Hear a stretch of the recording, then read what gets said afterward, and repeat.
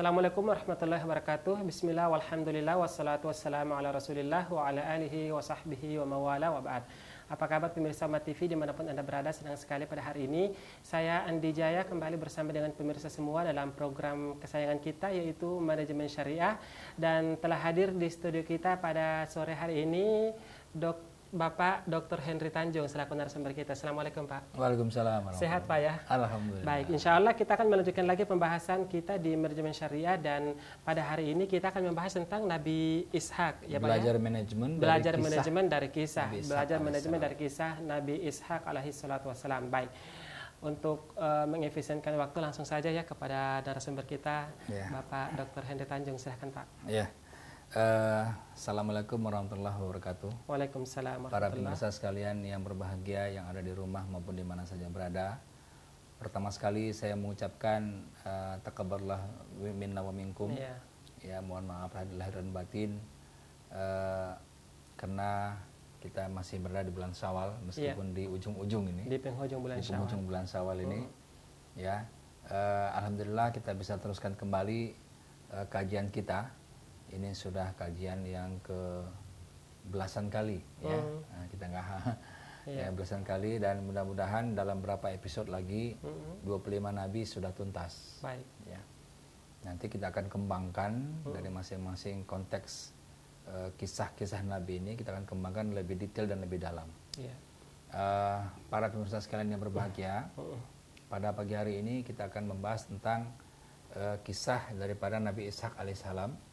Dan pelajaran manajemen apa yang bisa kita ambil dari kisah Nabi Ishak itu. Sebagai dalil sumbernya adalah kita ambil daripada Al-Quran Al-Karim, surat Shad ya. Ini surat yang ke-38. Ayatnya adalah ayat 45 sampai 47 ya. Hanya 3 ayat saja ini. Nanti kita akan bahas tentang beberapa sumber-sumber lain dalam Al-Quran yang juga berbicara tentang Nabi Ishak alaihissalam. Ya, kita mintakan ya seperti biasa Ustaz Andi untuk membacakan dengan suaranya yang insya Allah kita nikmati bersama. Jadi untuk pemirsa di rumah ya, saya mengajak kepada pemirsa semua untuk kita bersama-sama membaca ayat Al-Quran yang akan kita bahas nantinya, dan tentunya insya Allah dengan membaca bersama-sama ya sebelumnya kita akan lebih membantu untuk bisa lebih mentadabburi ayat yang kita baca. Baik. Ya, kepada pemirsa di rumah saya persilahkan untuk membuka mushafnya ya, kita sama-sama membuka di Quran surah Shad ayat yang ke-45 dan sampai dengan ayat yang ke-47 Ustaz ya. Baik, tepatnya di surah Shad surah yang ke-38 halaman 456. Baik. A'udzu billahi minasy syaithanir rajim. Bismillahirrahmanirrahim. واذكر عبادنا إبراهيم وإسحاق ويعقوب أولي الأيدي والأبصار إنا أخلصناهم بخالصة ذكر الدار وإنهم عندنا لمن المصطفين الأخيار.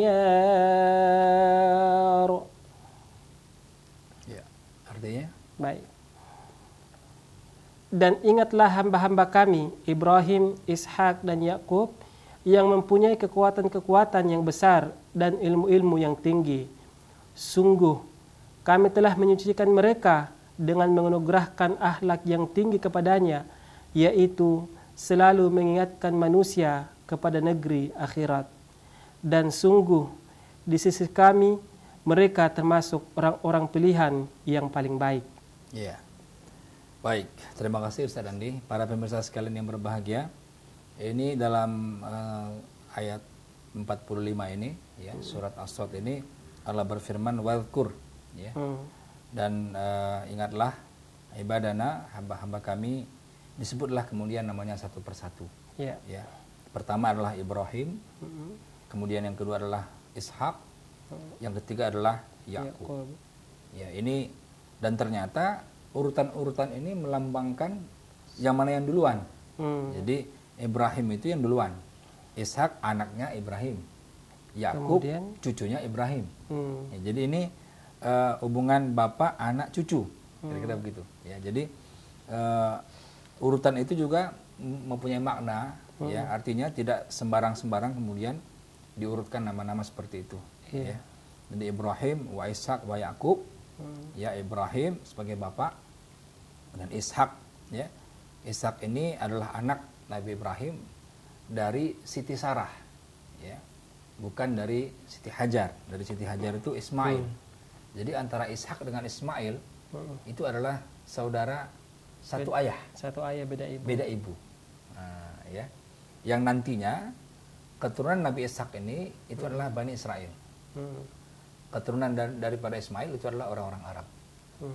Ya, makanya kalau kita pertemukan ke atas antara orang Arab dengan orang Yahudi, itu ketemunya di Ibrahim. Ya, jadi orang-orang Ibrahim, orang-orang Yahudi itu kalau sudah bicara Ibrahim, tidak ada yang menolak satupun. Semuanya sepakat. Ya. Ishak pun begitu. Tapi begitu Ismail, dia bilang, oh itu bukan dari terah kami, ya, bukan dari terah kita, bukan dari terah Bani Israel. Gitu. Ya, karena Ishak itu nanti kepada Yakub. Nah, Bani Israel itu dimulai daripada Yakub. Ya, Yakub itu disebut juga dia dengan orang yang sering berjalan malam, Israel. Ya, Israel itu orang yang sering berjalan malam. Apa sebab? Karena ketika itu Nabi Yakub itu diancam akan dibunuh oleh Ish, saudaranya sendiri. Ya, karena kecemburuan sebenarnya. Ya, karena kecemburuan. Karena Nabi Yakub ini itu didoakan oleh ayahnya Nabi Ishak untuk menjadi nabi. Nah, dia cemburu, kemudian dia ingin membunuh, kemudian ya Nabi Yakub lari, ya, pergilah dia ke negeri dekat Irak, ya, Irak. Nah, dan dia dalam pelarian itu dia berjalan malam hari, siang hari berhenti. Dalam hari jalan. Itu makanya kemudian Israel. Nah, anak-anak Yakub disebut dengan Bani Israel atau anak-anak orang yang berjalan di malam hari, ya, gitu ya. Jadi ada sejarahnya. Kemudian kenapa namanya menjadi Bani Israel. Ya, tapi itu daripada anak-anaknya Yakub. Nah, kita sekarang fokuskan kepada Ishak. Ya, disebutkan di sini tiga nama nabi tadi, ya. Ya, Ibrahim, Ishak, Yakub, ulil aidi wal absor. Ya.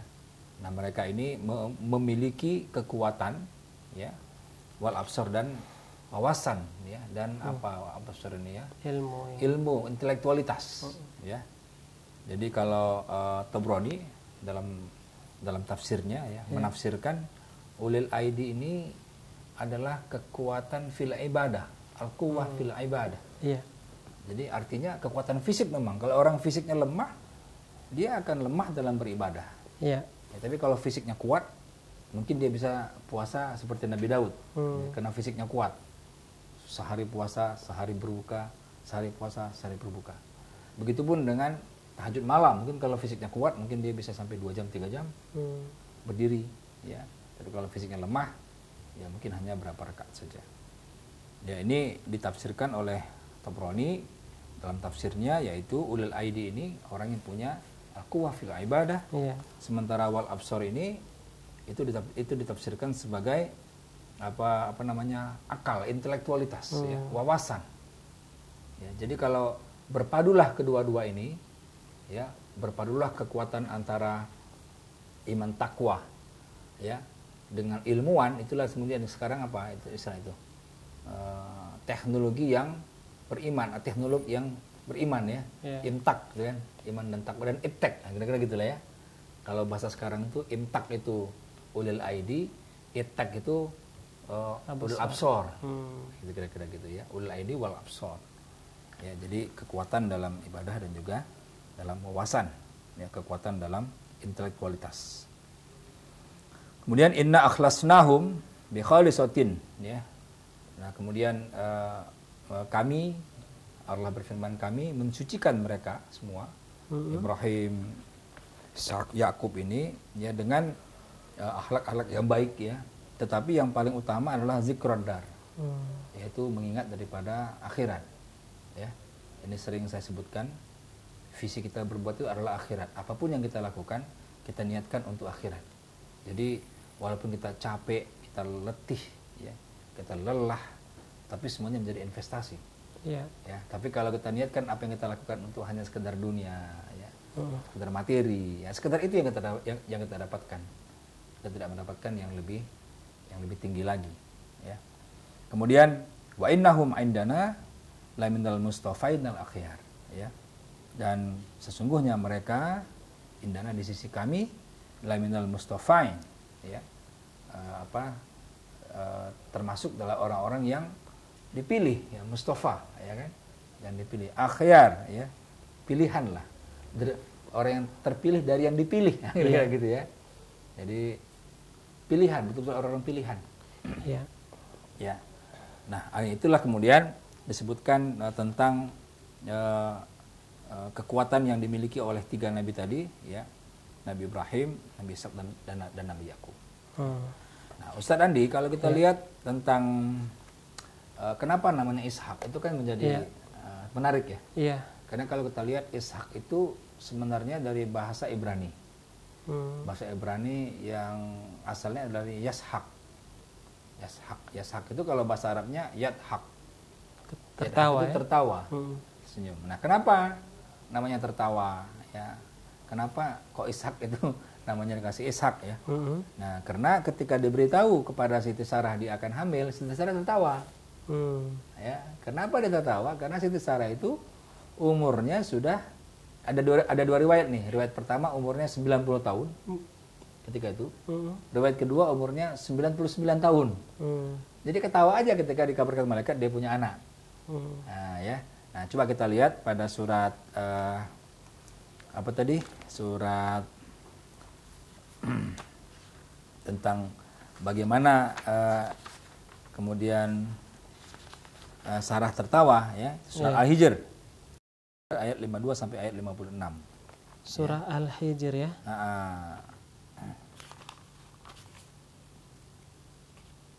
Ayat yang ke? Oh, bukan, surat, kalau yang dia tertawa itu bacanya surat ini, surat Hud, ya. Quran surah Hud. Surat Hud. Ya, surat Hud surah ayat yang ke 71, ya. Ini yang berbicara tentang tertawa, ya.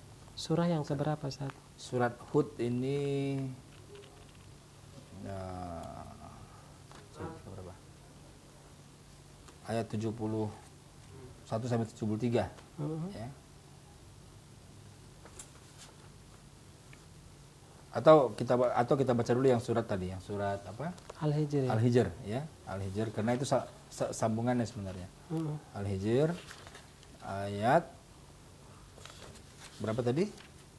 52 sampai 56. Al-Hijr itu yang ke-15, ya. Iya, surah yang ayat ke-15. 52. Ya, silakan, Ustaz. Iya. Saya kembali mengajaknya pemirsa di rumah untuk sama-sama membaca atau melihat ayat yang kita baca, tepatnya di surah Al-Hijr ayat yang ke-52 sampai dengan ayat ke-56. 56, ya. 56, ya. Surah Al-Hijr tepatnya di surah yang ke-15, ya. Di halaman 265. Ya, pemirsa bisa melihat surah Al-Hijr, surah yang ke-15 ayat yang ke-52 sampai dengan ayat yang ke-56. Kita baca bersama-sama. A'udzu billahi minasy syaithanir rajim. إذ دخلوا عليه فقالوا سلاما قال إنا منكم وجلون قالوا لا توجل إنا نبشرك بغلام عليم قال أبشرتموني على أن مسني الكبر فبم تبشرون قالوا بشرناك بالحق فلا تكن من القانطين قال ومن يقنط من رحمة ربه إلا الضالون.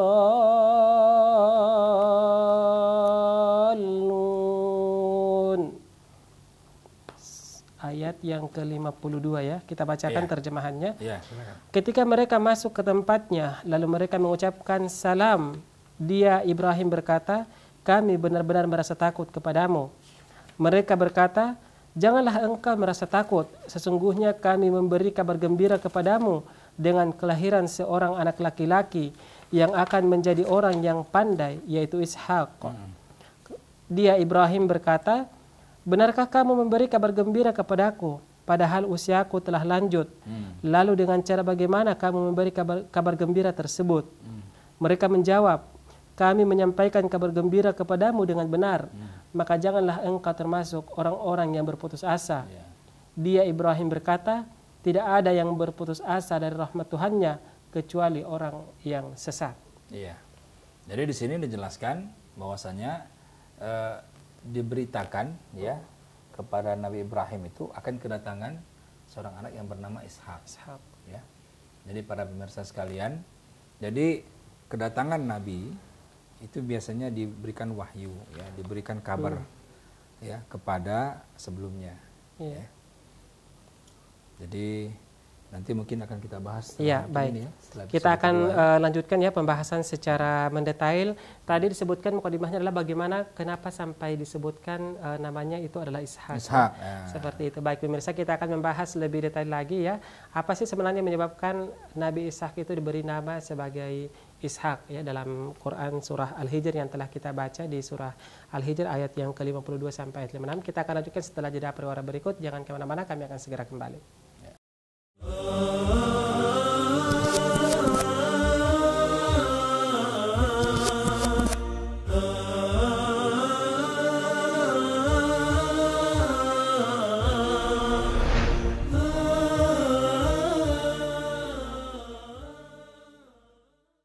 Ya pemirsa, kembali lagi di program Manajemen Syariah. Masih bersama saya Andi Jaya dan narasumber kita Bapak Dr. Hendy Tanjung.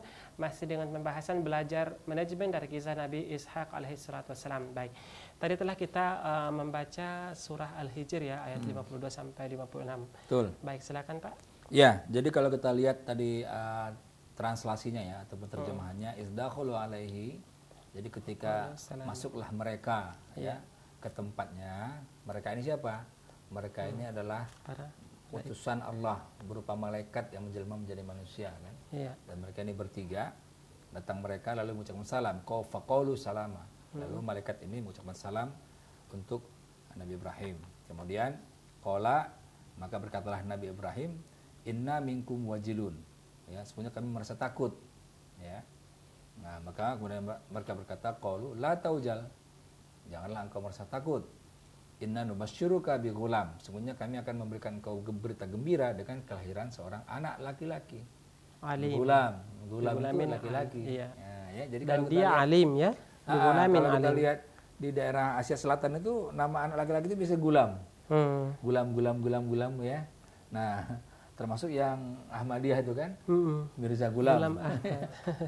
Jadi gulam-gulam itu selalu dengan nama pemuda ya, seorang anak laki-laki. Kalau kita mungkin putra kali. Iya. Ya, ada adik putra, ada ini putra gitu kan. Nah, kalau perempuannya putri gitu kan. Iya. Itulah kira-kira. Masyruka bi ghulamin alim. Nah, itu dia. Jadi sudah dijelaskan memang nanti bahwasanya Ishak ini menjadi orang yang berilmu. Disebut dengan alim. Ya. Jadi para pemirsa sekalian, sudah diberitahukan oleh malaikat ya bahwasanya Nabi Ibrahim ini akan mendapatkan seorang anak yang berilmu. Bigulamin alim, yang memiliki ilmu. Maka kemudian ketika itu diberitahukan kepada Nabi Ibrahim, maka Nabi Ibrahim terkejut kan. Maka kemudian dia berkata, qala abasyartumuni, ya. Nah, apakah kamu memberi kabar gembira kepadaku bil haq, ya, abasyartumuni ala ammasaniyal kibar. Aku ini udah tua gitu. Apa iya gitu kan? Fabima tubasyirun, ya. Maka dengan cara bagaimana itu berita itu dikabarkan? Maka kemudian qalu, berkatalah malaikat itu, ya, masyarnaka, kami memberikan kabar kepada engkau wahai Ibrahim bil haq, dengan benar. Ya. Ini dari Allah, ini kabar ini bukan kabar bohong, ya. Fala takum minal qanitin, janganlah engkau menjadi orang yang putus asa ya, qanitin ya.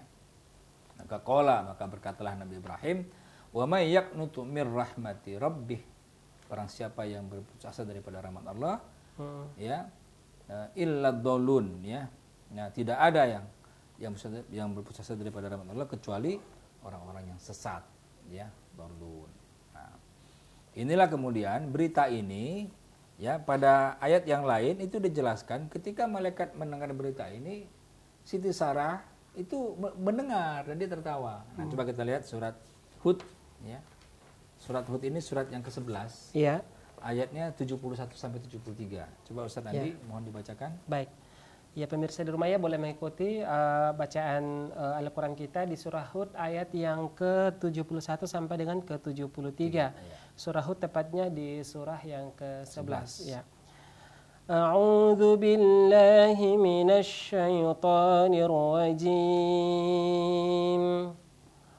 وامرأته قائمة فضحكت فبشرناها بإسحاق ومن وراء إسحاق يعقوب قالت يا ويلتى ألد وأنا عجوز وهذا بعلي شيخا إن هذا لشيء عجيب قالوا أتعجبين من أمر الله رحمة الله وبركاته عليكم أهل البيت إنه حميد مجيد. Ya, coba artinya. Ya. Dan istrinya berdiri lalu dia tersenyum. Maka kami sampaikan kepadanya kabar gembira tentang kelahiran Ishak. Dan setelah Ishak akan lahir Yakub. Dia istrinya berkata, sungguh ajaib. Mungkinkah aku akan melahirkan anak padahal aku sudah tua dan suamiku ini sudah sangat tua. Ini benar-benar sesuatu yang ajaib. Mereka para malaikat berkata, mengapa engkau merasa heran tentang ketetapan Allah? Itu adalah rahmat dan berkah Allah. Dicurahkan kepada kamu, wahai ahlul bait. Sesungguhnya Allah maha terpuji, maha pengasih. Allahu Akbar. Ya, jadi coba para pemirsa sekalian kita lihat ya. Masing-masing coba kita sisir satu persatu. Wa mura'atuhu qa'imatun ya. Jadi Siti Sarah ketika itu berdirinya di balik tirai lah. Kan karena tidak mungkin bersama-sama di situ. Kemudian fadhahikat, ya, yathak fadhahikat, dan dia tersenyum, atau sebagian ulama lain mengatakan dia tertawa, ya, yathak. Yang itu bahasa Ibraninya yashak. Yathak itu bahasa Arabnya, bahasa Ibraninya yashak. Nah, kemudian menjadi ishak. Nah, gitu. Ya. Jadi ini kadang-kadang memang sejarah itu membuat nama gitu kan. Kalau di daerah-daerah Sumatera misalkan ketika ibunya misalkan mau melahirkan, lahirnya malam, disebutlah namanya anaknya malam. Ya, gitu kan. Atau dicari terjemahannya Arabnya lail ya, gitu kan. Nah, atau misalkan siang ya disebut nahar misalkan ya, disebut juga nahar asalkan bukan nar ya. Kalau nar api. Ya, neraka ya, nahar siang. Ada juga yang ketika dia lahir kemudian lihat batu, nama anaknya batu ya. Begitu, itu biasa terjadi. Nah, ini pun begitu. Jadi ada sejarah yang melatar belakanginya. Makanya kemudian itu terjadi. Tapi ini menurut para ulama ya. Kemudian fabasyarnaha bishaq. Nah, ya, kami memberikan kabar gembira ya kepadanya. Di sini fabasyarnaha berarti kepada istrinya kan. Ya. Ishak, yaitu dengan kelahiran seorang anak yang bernama Ishak. Wa min wara Ishak, dan nanti anak daripada Ishak Yakub. Nah, Yakub pun sudah disebut di sini. Yakub itu anaknya Ishak nantinya. Nah, ya. Nah, kemudian qalat. Nah, ini kan qalat kan, berkatalah Siti Sarah tadi ya. Ya wailata. Ya, heran sekali. Wah, ini Ajaib ini, Ajaib. wonderful ini. Alidu wa ana ajuz, ya. Apakah aku akan punya anak sementara aku tua? Wa ana ajuz. Ajuz sudah tua kan? Jadi kalau seorang yang bernama Ajuz itu tua. Ya, Ajuz atau Agus ya. Ya, kadang-kadang orang bilang jangan salah nyebut nama Agus ya. Agus kemudian disebutnya Ajuz jadi tua dia. Padahal Agus itu bukan tua artinya misalnya. Ajuz, wahana Ajuz dan saya sudah tua. Wa hadza ba'li syaikha. Suamiku juga Syekh sudah tua ya. Sudah tua juga, masyaikh ya. Sudah tua juga gitu. Inna hadza la syai'un ajib. Wah, ini luar biasa ini, ajib. Nah, ya. Ini perkara yang ajib lah. Yang benar-benar sangat aneh, ya. Seperti tadi saya gambarkan, usia Siti Sarah ketika itu ada dua versi ya, ada yang bilang 90, ada yang bilang 99. Iya. Usia Ibrahim saat itu ada yang bilang 100, ada yang bilang 120. Ya. Dan Nabi Ishak ini kan zamannya sekitar 1600 tahun sebelum Nabi Isa ini. Jadi sangat jauh, ya. Iya. Jadi dan ketika itu usia manusia panjang-panjang. Jadi usia Nabi Ishak pun itu ada dua versi. Versi pertama usianya 170 tahun meninggalnya. Versi kedua meninggalnya 180 tahun. Jadi kalau kita ambil dua versi ini aja itu udah sangat. Ada nggak manusia sekarang nggak umur sampai segitu? Mungkin nggak ada. Iya. Ya, tapi ini ada. Ini kekhususan untuk umat-umat terdahulu ya. Iya, terdahulu kan panjang-panjang umurnya. Iya. Ya. Nabi Adam misalkan berapa tahun? Nabi Nuh ya, yang sudah jelas kan? Iya. 1000 tahun kurang 50 ya. Maka kemudian malaikat juga berkata, qalu ya, malaikat mengatakan ata'jabina min amrillah. Ya, apakah kamu merasa heran tentang ketetapan Allah ya? Jadi kalau sudah keputusan Allah, sudah amrillah, sudah ketetapan Allah, maka jangan merasa ata'jabin, jangan merasa heran. Ya. Rahmatullahi wa barakatuh. Ya. Itu adalah rahmat Allah dan keberkatannya. Alaikum, ya, kepada engkau ahlul bait. Ya, wahai ahlul bait. Ya. Nah, kemudian innahu hamidum majid, ya, sesungguhnya Allah Maha terpuji lagi Maha pemurah. Ya. Nah, itulah beberapa keterangan di dalam Al-Qur'an yang berbicara tentang proses, ya, proses kelahirannya daripada Nabi Ishak alaihissalam lewat pemberitahuan dari malaikat kepada Nabi Ibrahim di ayat yang Al-Hijr tadi, kemudian pemberitahuan kepada Siti Sarah di ayat yang Hud tadi. Ya, jadi memang dua-dua diberikan. Nabi Ibrahim pun tercengang, Siti Sarah pun tercengang. Ya, cuman tercengangnya ini diabadikan dalam dua ayat yang berbeda, dalam dua surat yang berbeda, Al-Hijr dan Hud. Ya. Nah, kalau Al-Hijr tadi yang takjub adalah Ibrahim, kalau Hud yang takjub adalah istrinya. Ya. Nah, itulah prosesnya, maka kemudian lahirlah dia. Nah, Nabi Ishak. Iya. Nah, kemudian apa ayat yang menegaskan Nabi Ishak itu seorang nabi? Iya, Nah, baik, kita akan membahas lebih detail lagi ya tentang kita akan masih membahas lagi ayat-ayat yang menjelaskan tentang kenabian Nabi Ishak, dan tentunya satu ayat lagi setelah itu kita bahas hikmah. Iya, dan tentunya di segmen terakhir nanti kita akan membahas pelajaran yang bisa diambil dari kisah Nabi Ishak alaihi salatu wassalam. Ya. Betul. Pemirsa jangan kemana-mana, kami akan segera kembali setelah jeda pariwara berikut.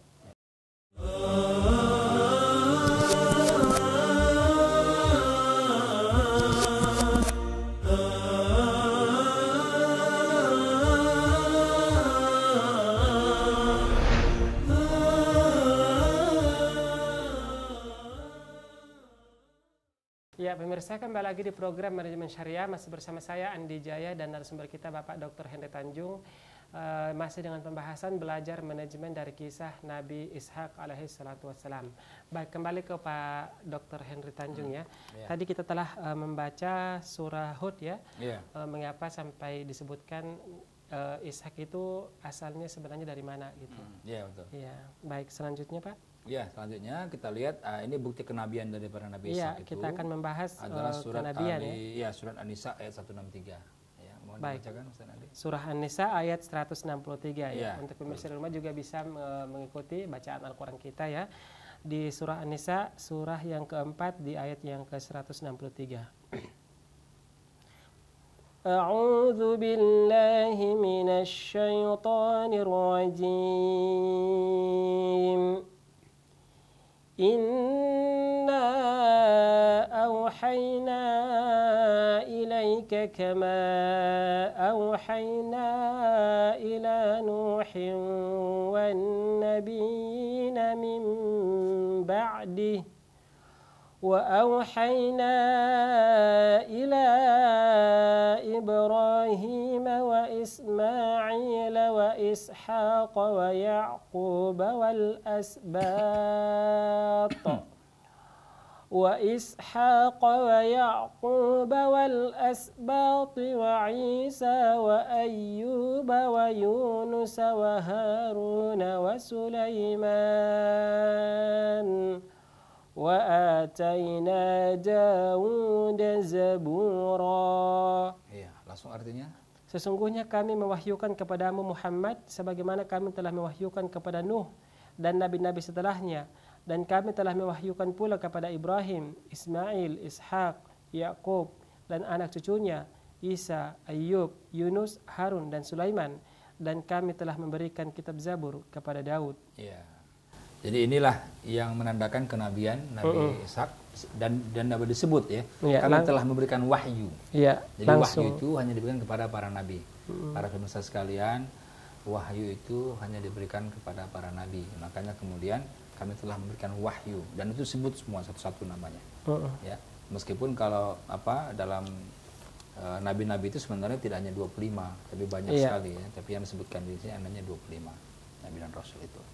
Nah, sekarang kita masuk kepada aspek manajemen ya, para pemirsa sekalian.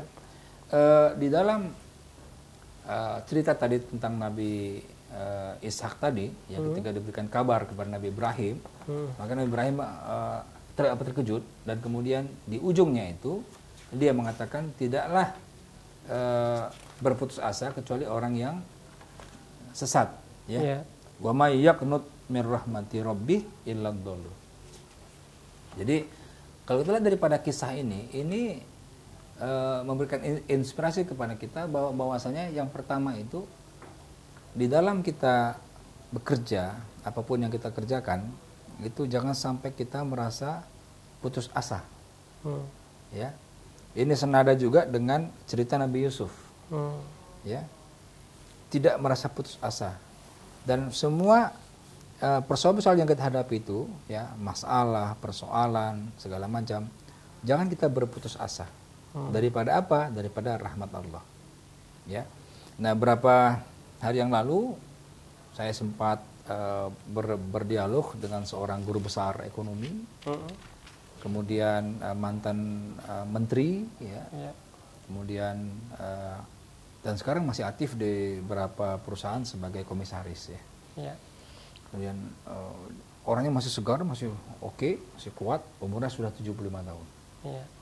Nah, ketika saya tanya apa yang membuat rahasia Bapak segar, gitu ya, usia 75 ya.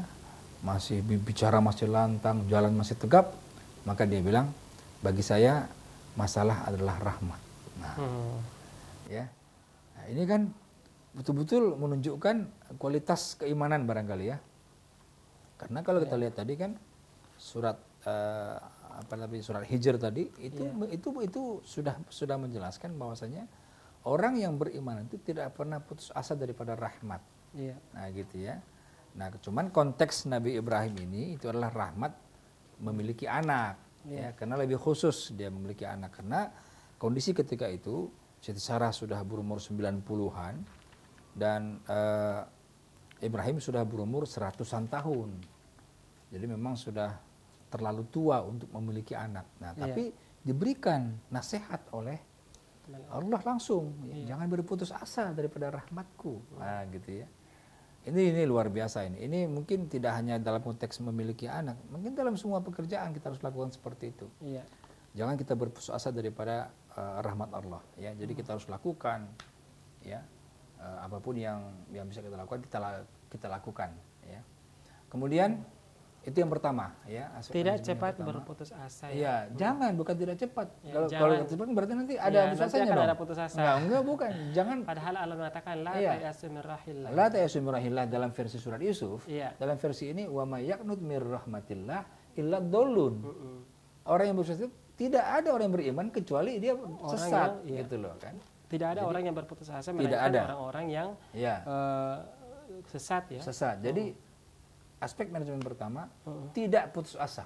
Tidak berputus asa. Bukan jangan cepat berputus asa. Bukan jangan cepat, karena konteksnya beda. Konteksnya beda. Kalau jangan cepat nanti dia putus asa juga gitu kan. Iya. Nah, berarti tinggal tunggu waktu kalau begitu. Tapi ini tidak. La, ya. La, jangan, jangan, tidak. Gitu. Ya. Kemudian yang kedua yang juga menarik tadi, yang kita baca tadi dalam surat yang awal tadi, ya.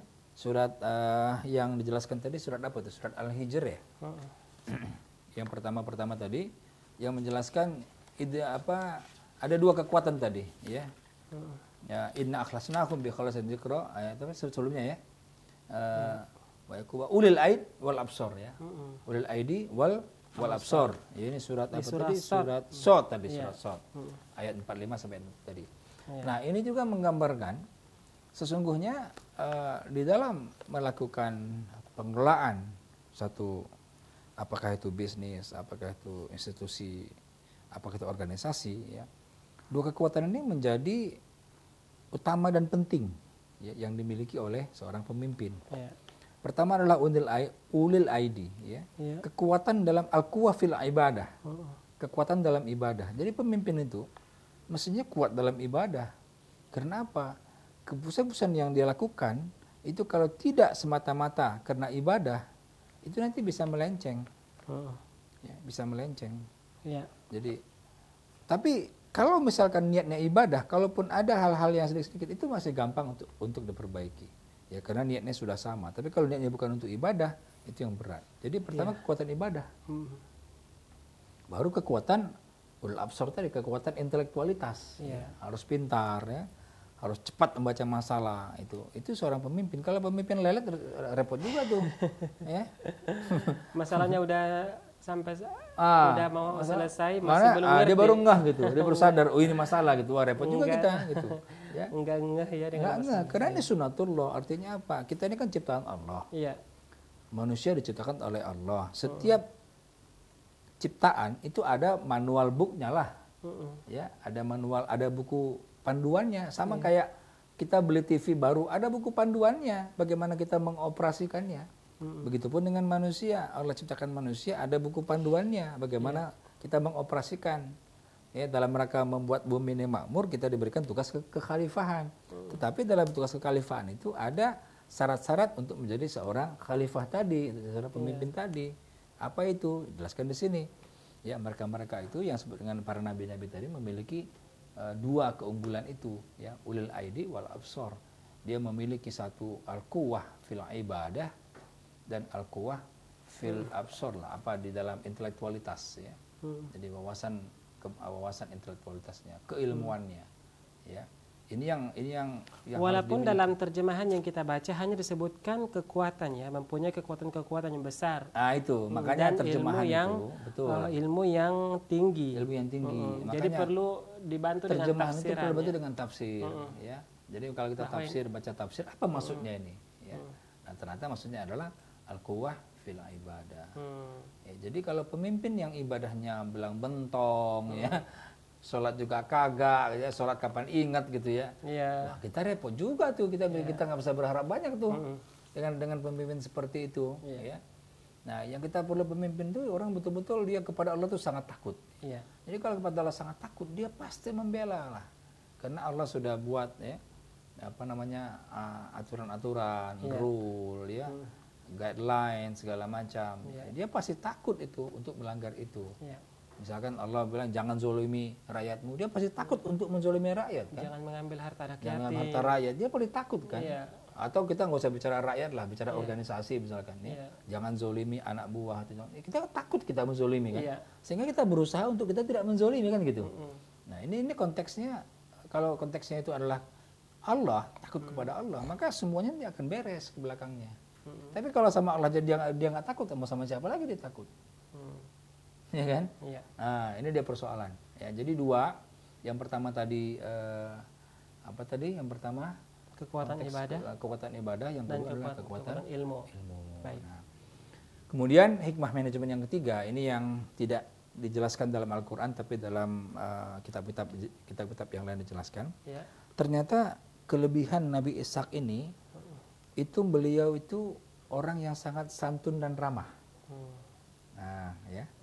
Dalam beberapa keterangan dijelaskan santun dan ramah. Ya. Ya. Nah, sepertinya santun dan ramah ini hendaknya menjadi sikap hidup kita. Ya, kalau kita bicara manajemen organisasi, di sana ada budaya organisasi. Iya. Nah, budaya itu adalah biasanya dicantumkan budaya ramah. Iya. Ya, ramah ini dalam konteks ya kita melayani kan. Ramah itu kan melayani. Iya. Ada orang datang, kita ramah berarti kita tegur dia duluan. Iya. Bukan kita ditegur duluan misalkan gitu kan. Nah, jadi ramah ini konsepnya melayani. Jadi kalau di dalam cerita Nabi Ishak itu kemudian beliau ramah, kemudian rakyatnya makmur gitu ya, disenangi oleh umatnya gitu ya, Nabi Ishak ini, karena memang perilakunya itu bagus ya, santun dan ramah. Nah, ini menjadi catatan lah buat kita ya. Terutama khususnya kepada pemimpin ya. Terutama khususnya pemimpin ya, sebab kita semua adalah pemimpin. Iya. Ya, kullukum ra'in kan, adalah pemimpin. Jadi jangan diartikan kita harus punya anak buah baru kita menjadi pemimpin gitu misalkan ya. Tapi minimal kita memimpin diri sendirilah. Iya. Minimal kan gitu ya. Minimal memimpin anak istri kan kalau kita di keluarga kan, minimal itu. Jadi seorang suami nggak boleh nggak boleh harus santun ramah sama istri kan. Betul. Nah, kalau kita kasar sama istri kabur nanti.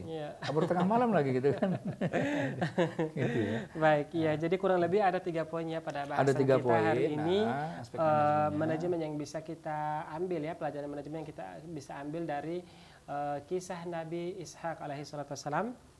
Yang pertama, tidak berputus asa atau tidak boleh berputus asa dari rahmat Allah. Dan ini sejalan dengan firman Allah dalam surah yang lainnya di surah Yusuf.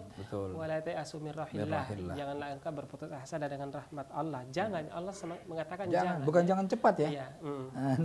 Yang kedua adalah di dalam melakukan pengelolaan sesuatu hendaknya kita memiliki 2 karakter atau sifat. Yang pertama adalah kekuatan ibadah dan yang kedua adalah kekuatan ilmu. Ya, sekali lagi kekuatan yang dimaksud di sini adalah kekuatan ibadah dan kekuatan ilmu, dan yang ketiga adalah santun dan ramah. Baik.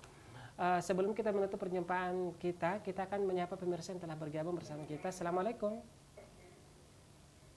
Ya, iya, dengan Bapak siapa di mana?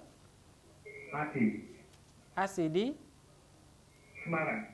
Ya, dengan Bapak Asi di Semarang. Silakan Pak dengan pertanyaannya. Ya, silakan Pak.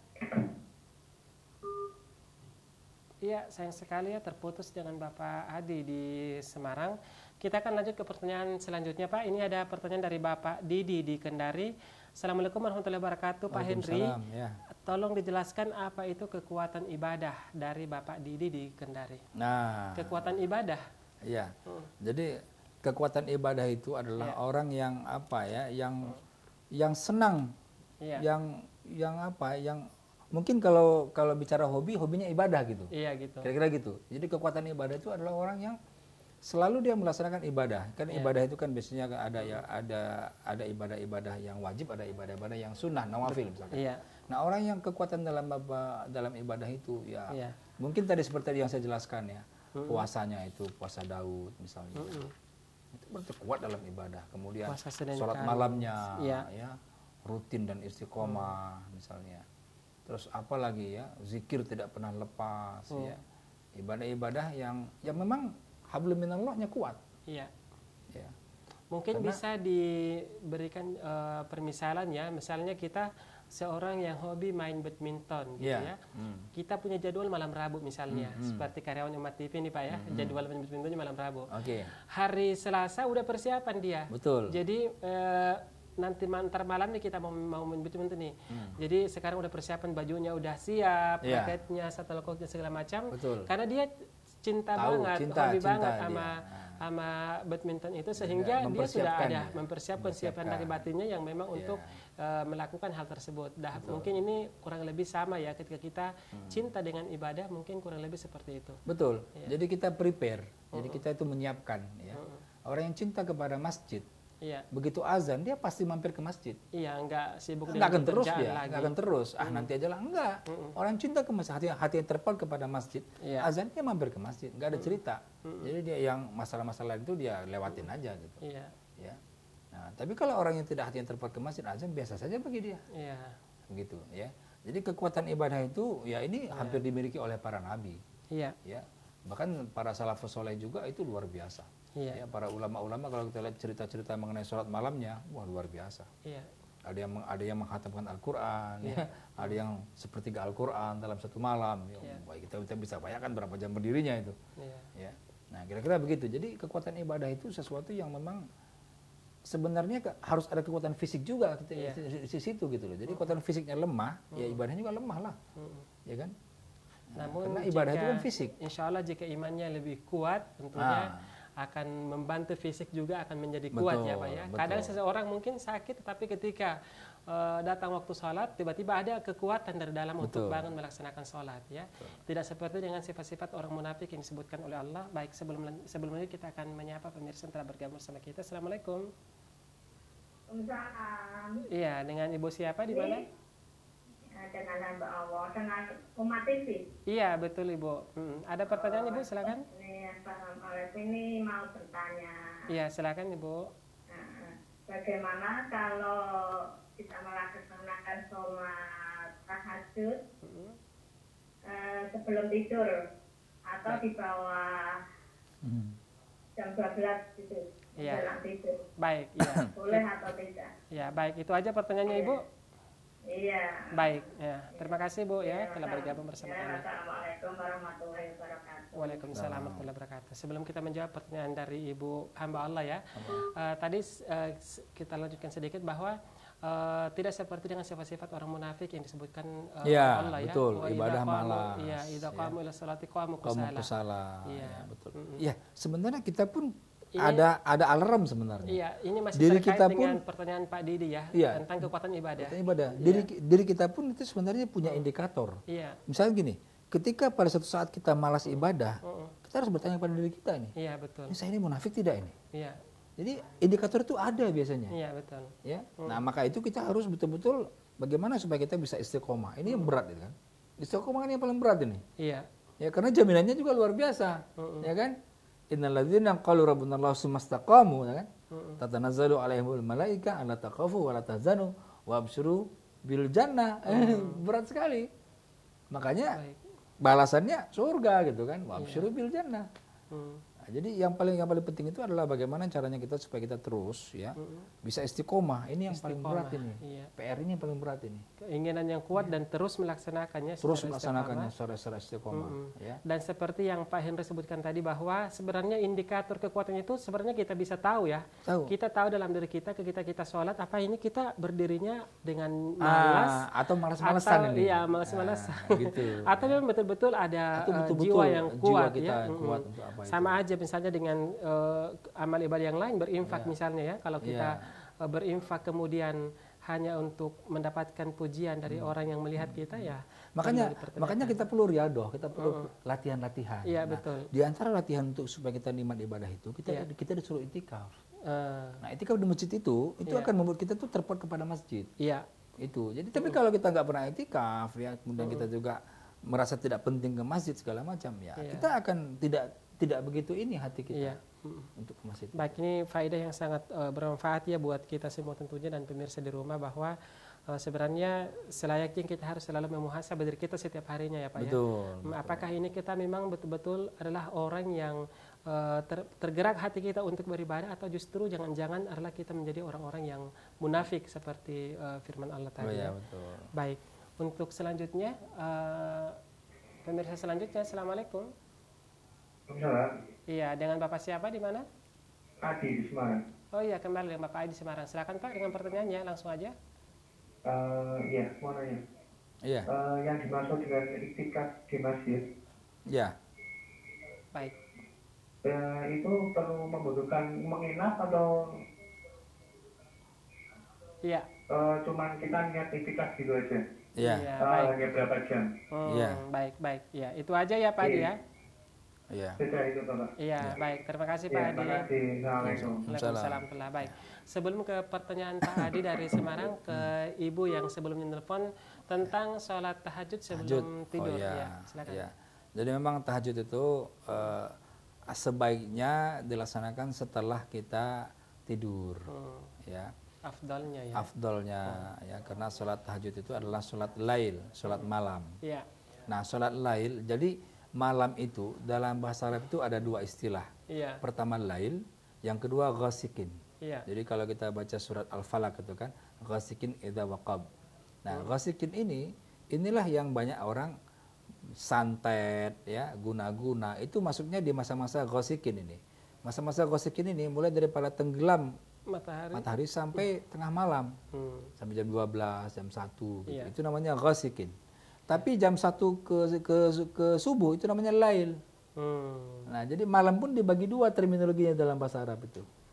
Ghasikin dengan lail. Makanya jadi sebenarnya kalau sholat lail itu setelah jam 12 lail, harusnya. ya. Nah, kalau jam 12 kan nggak mungkin begadang kita. Iya. Ya kita diminta untuk tidur dulu. Nah, itu makanya, dan kalau lihat medis ya, ghasikin ini jam antara habis maghrib sampai kemudian jam tengah malam, jam 12, jam 1, itu masa-masa pembebasan toksin dalam tubuh kita, kalau dalam bahasa medisnya. Makanya kita jangan mandi malam ketika itu, karena itu masa-masa pelepasan toksin, racun-racun dalam diri kita. Dan kita disunahkan untuk tidur awal oleh Rasulullah, supaya pelepasan toksinnya itu bebas dan lancar gitu. Nah, makanya kalau orang yang dia begadang di masa-masa ghasikin ini, dia tuh begadang, nah di masa-masa lailnya dia lemas. Lemas. Maka itu kita diminta untuk kita tidur dulu.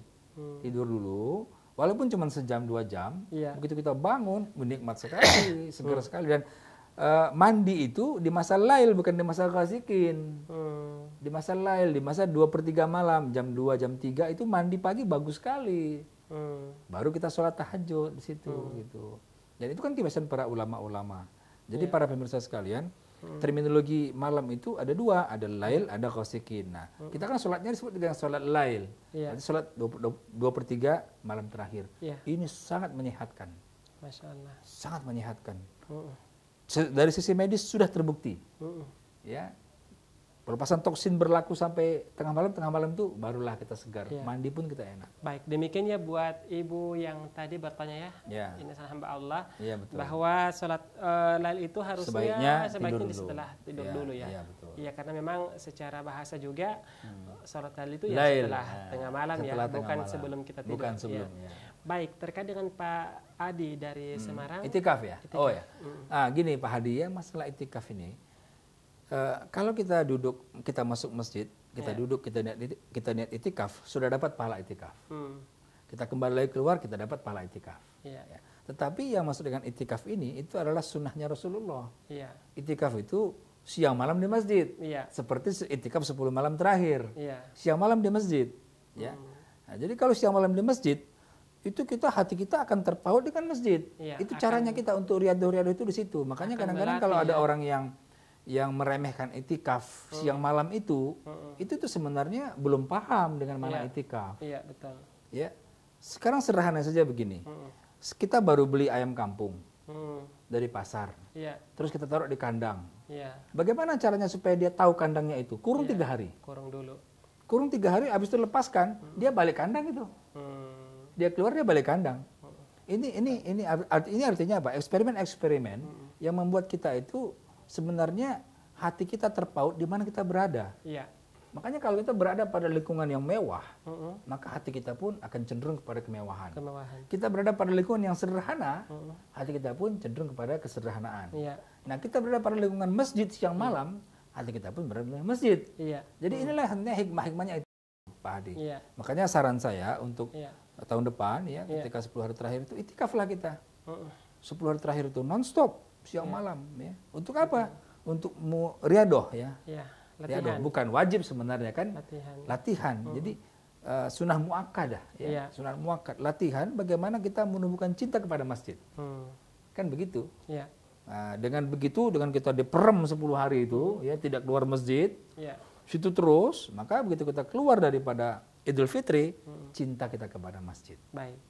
Demikiannya jawaban buat Pak Adi dari Semarang ya, bahwa sebenarnya yang dimaksud dengan itikaf adalah memang harus berdiam diri di masjid ya, bukan bermaksud bahwa hanya bernat aja kemudian pahala itikafnya diterima seperti itu. Memang harus diingatkan untuk itikaf kemudian tinggal di dalam masjid. Dan tentunya ya mudah-mudahan seperti yang disebutkan tadi bahwa itikaf ini merupakan sesuatu yang bisa melatih latihan ya buat kita untuk bagaimana kita semakin cinta kepada masjid, dan insya Allah cinta dalam beribadah. Iya, cinta dalam beribadah. Kuah fil ibadah muncul. Iya, baik.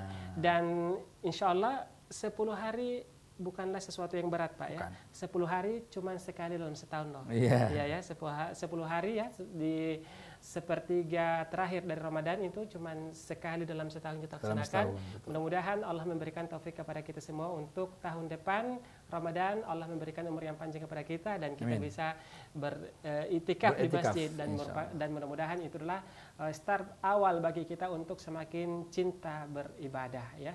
Baik, sayang sekali waktu kita sangat terbatas, kita telah berada di penghujung waktu, dan pemirsa di rumah jangan lupa saksikan kembali Manajemen Syariah masih bersama dengan Bapak Dr. Henry Tanjung di pertemuan selanjutnya, yaitu setiap hari Rabu pukul 16.00 sampai dengan pukul 17.00 waktu Indonesia Barat.